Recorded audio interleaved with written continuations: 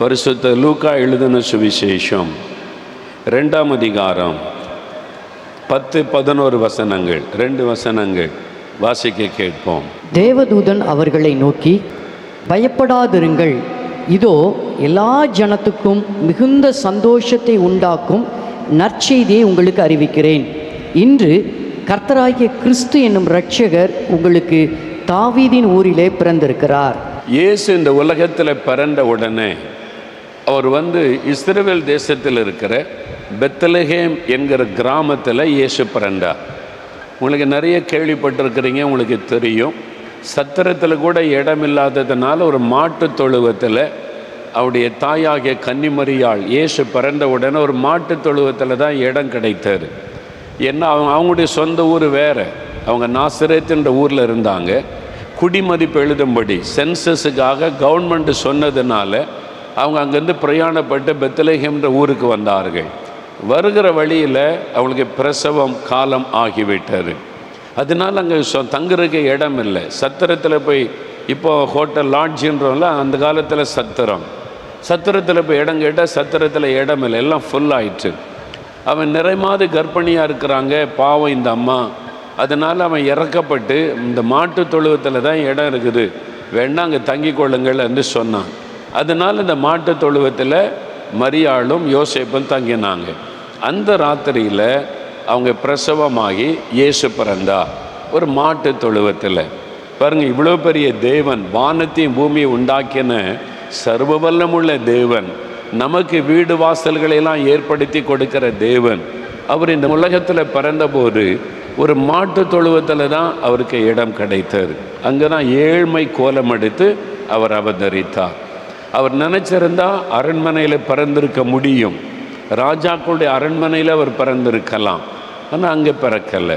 சாதாரண மக்களும் அவரை பார்க்கணும், சாதாரண மக்கள் மத்தியில் அவர் உலாவணும், மக்களுக்கு நன்மை செய்யணும் அப்படின்றதற்காக ஒரு ஏழை குடும்பத்தில் அவர் அவதரித்தார்.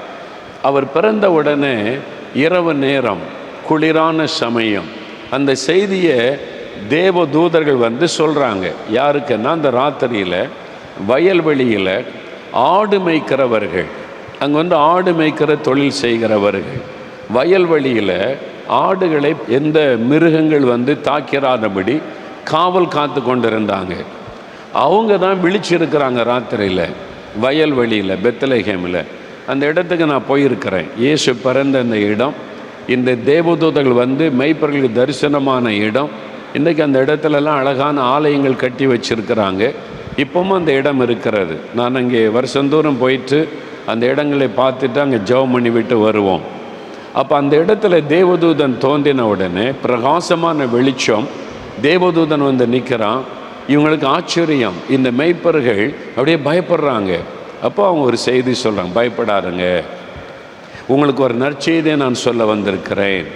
இது எல்லா ஜனத்துக்கும் மிகுந்த சந்தோஷத்தை உண்டாக்குகிற நற்செய்தி. உங்களுக்கு மாத்திரம் இல்லை, உலகம் முழுவதிலும் இருக்கிற எல்லா மக்களுக்கும் மிகுந்த சந்தோஷத்தை உண்டாக்குகிற நற்செய்தி. நான் உங்களுக்கு ஒரு பயப்படுத்துகிற செய்தி கொண்டு வரலை, ஒரு நற்செய்தியை நான் கொண்டு வந்திருக்கிறேன். என்ன செய்தி அது?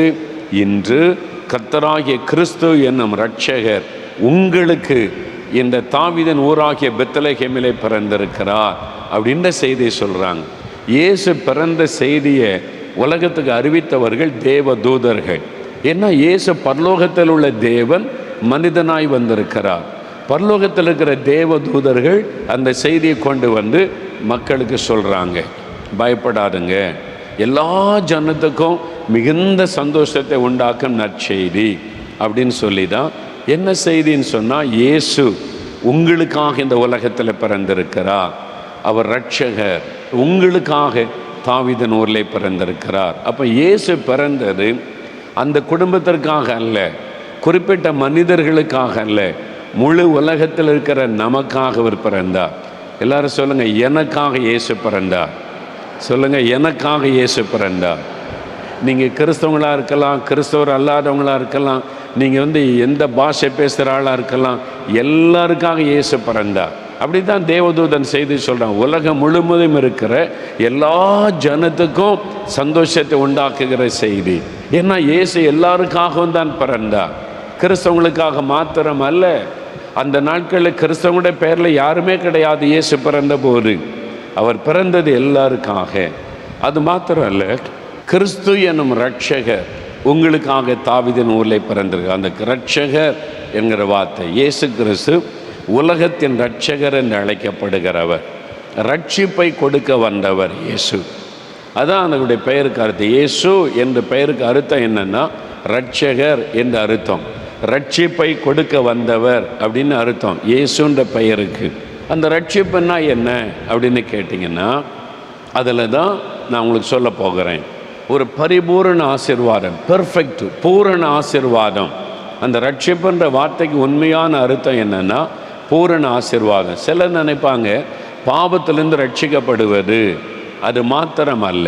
ரட்சிப்புன்ற வார்த்தைக்கு என்ன அர்த்தம்னா பூரண ஆசீர்வாதம், பெர்ஃபெக்ட் பிளஸ்ஸிங்.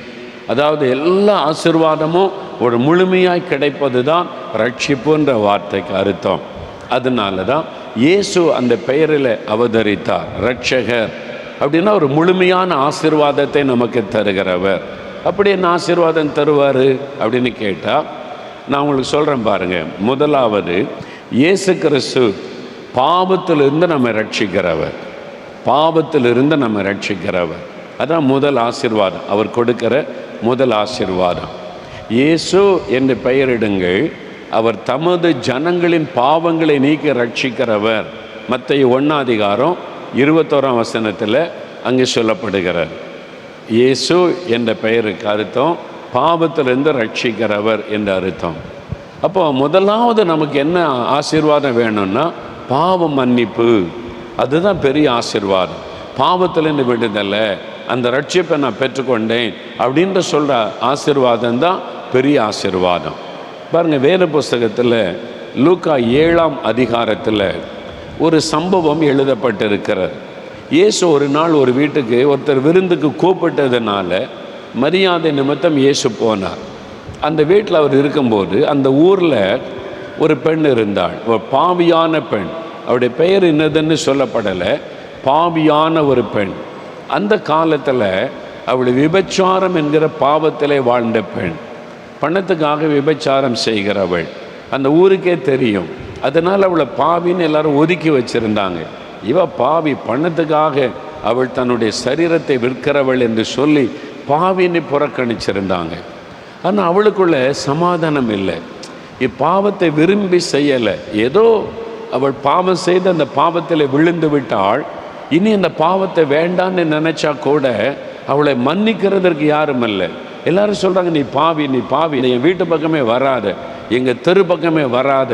அப்படி எல்லாரும் விரட்டுகிற ஒரு சூழ்நிலை. நிம்மதி இல்லை, அவளுக்கு சமாதானம் இல்லை. யார் என் பாவத்தை மன்னிப்பாங்க? ஐயோ, நான் பாவம் செய்துட்டேனே, என் வாழ்க்கையை நான் கரைப்படிய வச்சுட்டேனே, என் பாவத்தை யாராவது மன்னிப்பாங்களா அப்படின்ற ஒரு ஏக்கம் அவளுக்குள்ள இருந்தது. அப்போ தான் இயேசுவை குறித்து கேள்விப்படுகிறான். இயேசுன்ற ஒரு கடவுள் வந்திருக்கிறாரு, கடவுளே மனிதனாய் வந்திருக்கிறாரு, அவர் எல்லாரையும் நேசிக்கிறான்னு சொன்ன உடனே அப்போ என் பாவத்தையும் அவர் மன்னிப்பாருன்னு சொல்லி இயேசுவை தேடி வருகிறாள். வந்த உடனே அவளுக்கு இயேசுக்கு முன்னால் போய் நிற்கிறதுக்கு பயம். என்னால் அவர் பரிசுத்தம் உள்ள தேவன், அவரை பார்த்தாலே ஒரு பரிசுத்தம், அவருடைய பார்வை, முக தோற்றம் எல்லாம் பரிசுத்தம். அவளுக்குள்ள ஒரு பயம் வருகிறாரு. எப்படி இயேசுகிட்ட போய் என் பாவத்தை சொல்லுவது? அதனால் பின்னால் போய் அவருடைய பாதத்தில் விழுந்து அழுதாள். ஒன்றுமே சொல்ல, இயேசுடைய பாதத்தில் விழுந்து கண்ணீர் விட்டு அழுகிறாள், தன் பாவத்தை உணர்ந்து அழுகிறாள். அப்பொழுது இயேசு பார்க்கிறார். இயேசு எல்லாவற்றையும் அறிந்தவர்.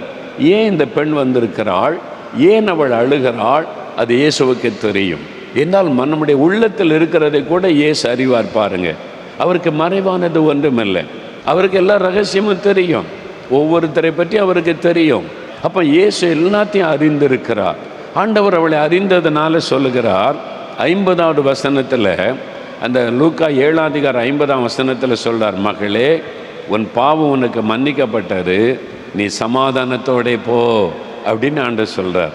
நீ அழுதல்ல, என் பாவம் மன்னிக்கப்படணும், எனக்கு ஒரு சமாதானம் வேணும், நீ அழுதல்ல, உன் பாவம் மன்னிக்கப்பட்டாரு, நீ சமாதானத்தோட போ. எப்படி கிடைச்சது அது? உன் விசுவாசத்தினாலே.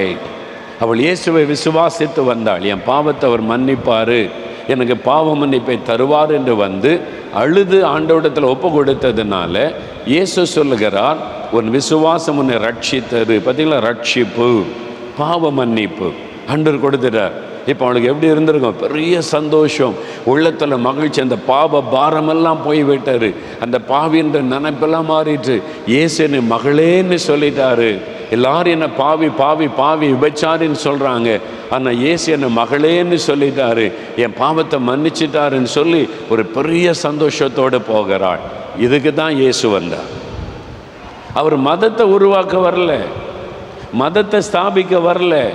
அவர் வந்தது இதுக்கு தான், மனுஷனுடைய பாவ பிரச்சனையிலேருந்து அவனுக்கு விடுதலை கொடுக்கணும், அவனுக்கு சமாதானம் கொடுக்கணும், அவனுடைய பாவத்திலேருந்து விடுதலை கொடுக்கணும். அதுக்கு தான் இயேசு வந்தார். பாவிகளை ரட்சிக்க கிறிஸ்து இயேசு உலகத்தில் வந்தார்.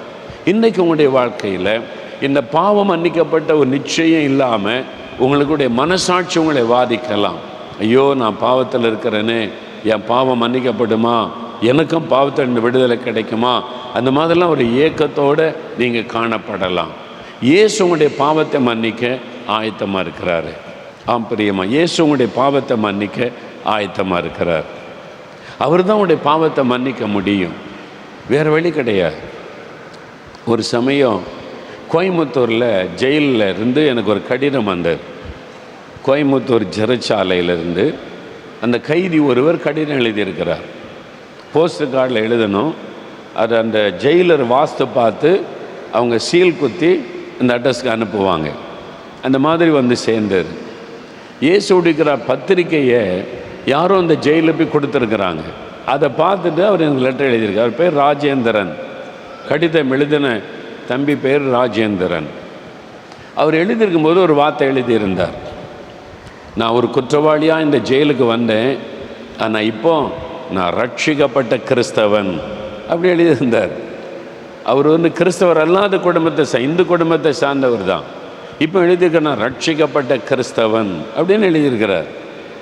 ஜெயிலில் இருக்கிறாரு, ரட்சிக்கப்பட்ட கிறிஸ்தவன் எழுதியிருக்கிறாரே, இவரை பார்க்கணும் அப்படின்னு சொல்லி ஒரு சமயம் நானும் என்னுடைய மனைவியும் போனோம். கோயம்புத்தூரில் போய் அந்த ஜெயலலிதா எழுதி கொடுத்து, ராஜேந்திரன் ஒரு தம்பி இங்கே இருக்கிறாங்க, கைதியாக இருக்கிறாங்க, நான் உங்களை பார்க்கணும் அப்படின்னு சொல்லி. அப்போ எங்களுக்கு பெர்மிஷன் வாங்கி உள்ளே போய் பார்க்க போனோம். அழகான தம்பி, நல்ல கலர், நல்ல சௌந்தரியமான அழகான வாலிபன், ஒரு 20 வயசு இருக்கும். எனக்கு பார்த்துட்டு அப்படியே அதிர்ச்சி அடைஞ்சிட்டேன் நான். இவ்வளோ அழகான ஒரு வாலிப தம்பி இந்த வயசில் ஏன் ஜெயிலுக்கு வந்தான் அப்படின்னு சொல்லி. அப்போ அவன்கிட்ட பேசும்போது, ஏன் தம்பி ஜெயிலுக்கு வந்தீங்க, ஏன் என்ன நடந்தது? அப்போ அவன் சொன்னான், நான் ஒரு கிராமத்தை சார்ந்தவன், எனக்கு படிப்பு அதிகம் வரல, ரொம்ப படிக்க முடியல, ஆனால் பணம் சம்பாதிக்கணும், வாழ்க்கையில் முன்னேறணும், வேலை இல்லை, ஒரு வழியும் இல்லை. எங்கள் அந்த கிராமத்தில் இருந்த சில வாலிபர்கள், நம்ம வந்து இப்படிலாம் அந்த வாழ்க்கையில் முன்னேற முடியாது, கொள்ளை அடித்தோன்னா சீக்கிரமாக பணக்காரன் ஆகிடலாம், நிறைய பணக்காரங்க வீடுகளில் நிறைய பணம் வச்சுருக்காங்கல்ல, நம்ம போய் திருடுனா நம்ம பணக்காரன் ஆகிடலான்னு சொல்லி ஆசை காமிச்சாங்க. அதனால் அந்த 4-5 ஃப்ரெண்ட்ஸோடு சேர்ந்து நானும் வரேன்னு சொல்லி, பண ஆசை எல்லா தீமைக்கும் வேறாக இருக்கிறது அப்படின்னு பைபிளில் சொல்லியிருக்கு. பண ஆசை எல்லா தீமைக்கும் வேறாக இருக்குது அப்படின்னு சொல்லியிருக்கு. இந்த பண ஆசையில் இந்த தம்பி சொன்னால், பண ஆசை பணக்காரன் ஆகிடணும்னு சொல்லி குறுக்கு வழியில் சம்பாதிக்க போகிறார். திருட போன இடத்துல முதல் திருட போகிறாங்க. ஒரு வீட்டுக்குள்ளே நுழைஞ்சி திருட போனப்போ அந்த வீட்டில் வயசான ஆள் ராத்திரி திருட போனப்போ முழிச்சிட்டாராம். முழித்த உடனே திருடன்னு கத்துவார்ல, அதனால் அவர் கத்தாமல் இருக்குன்னு ஏதோ பண்ணியிருக்கிறாங்க. கொலை பண்ணி பண்ணலை, பண்ணுனால அந்த வயசானவர் செத்து போயிட்டார். அந்த சொன்னால், நாங்கள் வந்து திருட தான் போனோம், கொலை செய்யணும்னு நினைக்கல, ஆனால் கொலை செய்கிற சூழ்நிலை வந்து விட்டார். முதல் திருட போனோம், ஒரு ஆள் இறந்துட்டார், போலீஸ் எங்களை பிடிச்சிட்டாங்க. இப்போ திருடன் என்கிற பட்டம், கொலைகாரன் என்கிற பட்டத்தில் ஜெயிலில் அடைச்சிட்டாங்க. இந்த ஜெயிலுக்கு வந்த பிறகு என் மனசாட்சி என்னை வாதித்தாரு, என் உள்ளமே என்னை வாதித்தாரு. ஒரு கொலைகாரன் ஆயிட்டியே, ஒரு திருடன் ஆயிட்டியே, நீ உங்கள் அப்பா அம்மாவை எல்லாரும் என்ன சொல்லுவாங்க? திருடனுடைய பெற்றோர்னு தானே சொல்லுவாங்க. பெற்றோருக்கு அவமானத்தை கொண்டு வந்துட்டியே. அவனுடைய மனசாட்சி அவனை வாதித்தாரா. ஜெயிலில் உட்காந்து அழுதுகிட்டே இருப்பானா ஜெயிலில் உட்காந்து. ஐயோ நான் பாவம் செய்துட்டேனே, ஐயோ நான் பாவம் செய்துட்டேனே, ஐயோ நான் திருட போயிட்டேனே, பண ஆசைக்கு இடம் கொடுத்துட்டேனே, அப்படி அழுதுகிட்டே இருப்பானா. நிம்மதியே இல்லை, தூங்க முடியாது. ராத்திரியும் பகலும் மனசாட்சி. வேற யாரும் கை நீட்டு சொல்ல, திருடன்னு வேற வெளியிலேருந்து யாரும் சொல்லலை. அவனுடைய மனசாட்சி, நம்முடைய மனசாட்சி வாதிக்கும். பாவம் செய்தவன் நிம்மதியை தூங்க முடியுமா? தூங்க முடியாது. மனசாட்சி வாதிக்கும். அந்த மனசாட்சி வாதிக்கிறதுனால நீ ஒரு திருட, நீ ஒரு கொலைகாரன் ஆயிட்ட, அவனுடைய சமாதானமே இல்லை. அந்த பாவம் அவனுடைய மனசாட்சி அப்படியே உறுத்தி ராத்திரிலாம் தூங்க மாட்டானா, அழுதுகிட்டே இருப்பானா, யாருக்கிட்டையும் பேச மாட்டான், சரியாக சாப்பிட மாட்டானா. என் பாவம் மன்னிக்கப்படுமா, ஐயோ இப்படி பாவம் சேர்த்துட்டனே அப்படின்ற ஒரு வேதனை அவனுக்குள்ள. ஒரு நாள் ஞாயிற்றுக்கிழமை அங்குள்ள விரும்புகிறவங்களுக்கு, சில கிறிஸ்தவங்களும் போய் தப்பு பண்ணிட்டு உள்ளே இருக்காங்கல்ல, சர்ச்சு ஆராதனை நடக்கும். கவர்மெண்ட்டே ஒழுங்கு பண்ணி ஆராதனை சபை நடக்கும். அங்கே ஒரு ஊழியக்காரர் ஜெயிலில் போய் கூட்டம் நடத்தினார். அந்த விரும்புகிறவங்க அந்த ஆராதனையில் பங்கு பெறலாம். அதில் கொஞ்சம் கைதிகள்லாம் உட்காந்து கைத்தட்டி பாட்டு பாடி கொண்டு இருந்தாங்க. இவன் தூரத்தில் உட்கார்ந்துருந்தான். இப்போ என் மனசாட்சி வாதிக்கிறேன், பாவம் மன்னிக்கப்படுமா அப்படின்னு கேட்டிருக்கிறான்.